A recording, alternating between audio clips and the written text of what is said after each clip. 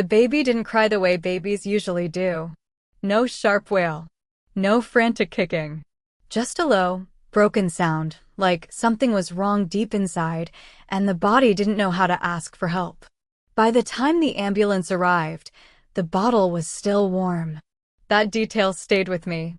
I'm Detective Tabby, and this was supposed to be a routine welfare check. A young mother panicking. A babysitter saying all the right things. A 6-month-old boy lying too still in his crib, lips pale, eyes half open, breathing shallow like he was slipping away from us 1 second at a time. The babysitter stood in the corner of the nursery, arms folded tight across her chest. She kept saying the same sentence over and over. He was fine 10 minutes ago. They always say that. The mother, Lena, was shaking so badly I thought she might collapse. She kept pointing at the bottle on the nightstand. Clear plastic. Blue cap. Milk still clinging to the sides. That's the last thing he drank, she said. That's all. Paramedics rushed the baby out. I stayed behind. The babysitter's name was Mara. 22. Soft voice. Perfect references. The kind of girl parents trust because she looks harmless. Wide eyes, neat ponytail, gentle smile that never quite reached her eyes. I picked up the bottle using a glove. Something felt off immediately. The milk smelled wrong. Not sour. Not spoiled. Metallic. Sharp. I didn't say it out loud. CSI arrived within minutes. The nursery was small, spotless, almost too clean. No signs of a struggle. No spilled formula. No broken furniture. No fingerprints where they shouldn't be. Just a baby fighting for his life. At the hospital, doctors worked fast. Blood tests. For fluids. Toxicology ordered immediately. That's when the word nobody wants to hear came into the room. Poison. The baby had ingested a toxic substance. Not medicine. Not an allergic reaction. Something added. Deliberately. I went back to the house. Mara was sitting on the couch now. Hands folded in her lap. Crying, but quietly. Controlled. No shaking. No gasping. I sat across from her. Walk me through the last hour, I said. She nodded. Took a breath. Her story came out smooth. Too smooth. She arrived at 2 p.m., fed the baby at 3. Changed him. Put him down for a nap. He woke up fussy around 4:10. She warmed the bottle. Fed him again. 10 minutes later, he started acting strange. No hesitation. No confusion. No gaps. I asked her where the formula came from. From the kitchen, she said. Same one they always use. I checked the kitchen myself.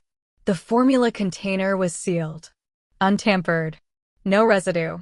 No smell. That meant whatever poisoned that baby didn't come from the formula. It came from the bottle. CSI swabbed it.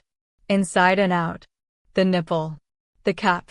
Even the measuring lines on the side.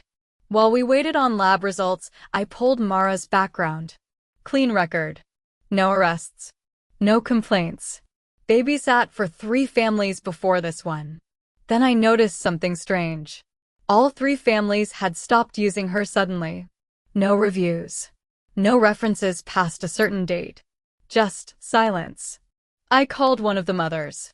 She hesitated before speaking. I didn't know how to explain it, she said. My daughter kept getting sick when Mara watched her. Doctors said it was a virus. But every time Mara was there, my baby ended up in the ER. I hung up and stared at the wall. Back at the lab, the results came in. The bottle tested positive for a pesticide compound. Colorless. Odorless in small amounts. Easily dissolved in liquid. Not something a baby could access. Not something that ends up in a bottle by accident. I went back to Mara. She looked up and smiled when she saw me. That smile didn't change when I told her what we found. It didn't change when I told her the baby was still alive, but barely. It didn't change when I asked the question that mattered. Why him? For the first time, her eyes flickered. Just for a second. Then she looked down and whispered, I never meant for it to go that far. That's when I knew. This wasn't negligence. This wasn't panic. This was practice. And that baby wasn't the first. Mara didn't ask for a lawyer right away. That was her first mistake. She sat across from me in the interrogation room, hands wrapped around a paper cup she hadn't touched. The smile was gone now, replaced with something flatter. Calculating. I just wanted them to notice, she said quietly. Who? I asked. The parents. I let the silence do the work. She told us everything in pieces. Not because she felt guilty, but because she liked controlling the pace. Every sentence was measured, like she was testing how much she could reveal without losing power. She said she loved babies. Loved being needed. Loved how parents handed over their entire world without question. But love wasn't the right word. What she loved was dependency. CSI finished reconstructing the timeline while she talked. The pesticide came from a small, unmarked dropper bottle found in her backpack. She'd hidden it inside a makeup pouch, wrapped in tissues. Traces of the same chemical were found on her fingertips, despite repeated hand-washing. She knew enough to be dangerous. Not enough to be perfect. The toxicologist explained it clearly, tiny doses. Just enough to make a child sick. Vomiting.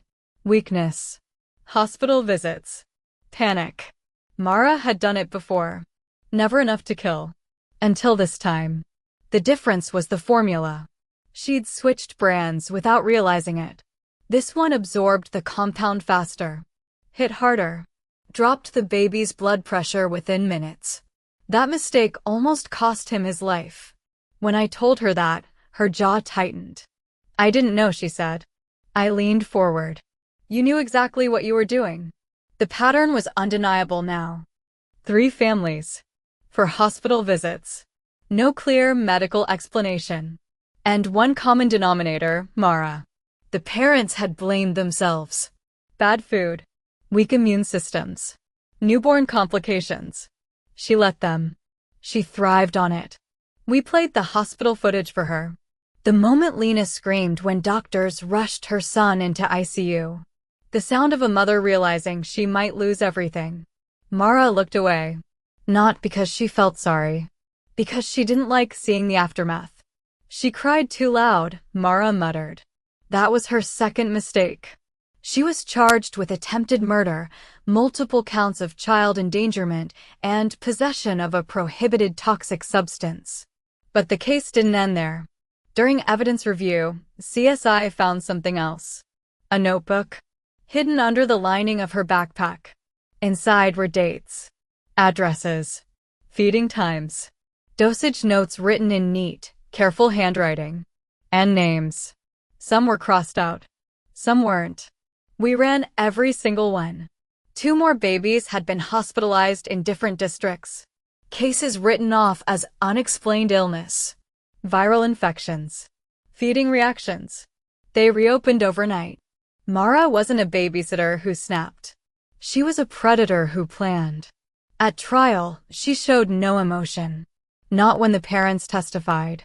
Not when doctors explained how close those babies came to dying. But when the toxicologist described how the poison burned through an infant's system, how it felt, she shifted in her seat. That detail mattered to her. She was sentenced to life with no parole.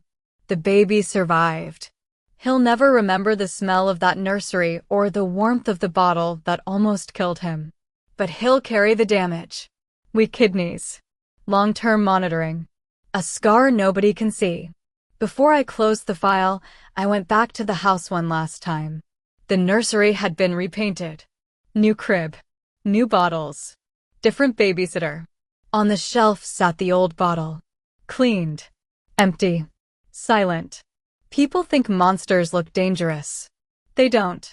Sometimes they smile. Sometimes they hum lullabies. Sometimes they hold the bottle steady while watching a baby drink poison. That's why we look at the evidence. Because evil doesn't announce itself. It hides in plain sight. Case closed. If this case shook you, stay with Silent Evidence Files. Subscribe, listen closely, and remember, sometimes the truth is hiding in the smallest detail.